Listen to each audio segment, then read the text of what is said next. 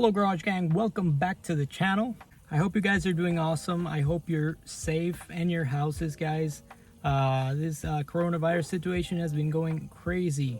On some more positive news, I already have the supercharger in the car. I installed it myself. It was a pretty tedious process. So I actually did not film at the same time. I did not have anyone to help me out. You guys will see that in this video. Other than that, I have the N gauge in. I tuned the car, turned it right up, and well, you guys see for yourself. First start.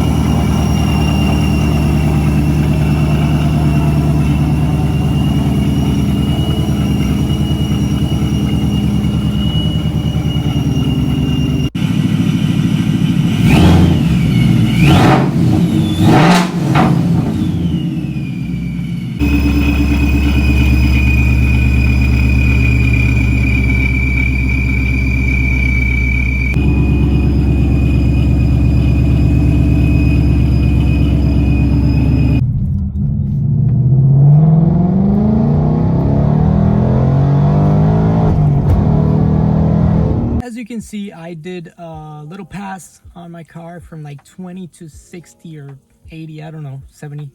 I did not go wide open throttle. I don't want to break the rules on the, you know, the break-in of the car, of the supercharger itself, the Procharger. I want to stay within the 500 miles. I want to drive it safely, change the oil on the supercharger, and then go ahead and romp on it. I did go up in the rev range. I went to about 6,000 RPMs, and the car performed absolutely marvelous. You could hear a slight hint of the blow-off valve or the diverter valve that they have, but this car has the MBRP exhaust and it's just loud as heck. Other than that, but dyno tells me we are around 600 horsepower.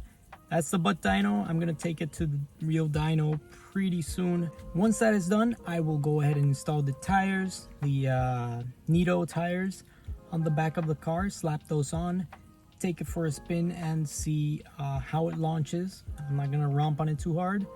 I want to change the clutch, do a couple of other things, and I need to install a booster pump. I mean, I don't need to. The car is running perfectly safe, but I just want to be safe, you know. I want to have that extra safety measure, and also change the injectors.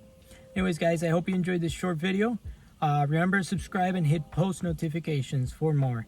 Take care, Garage Gang, and wash your hands.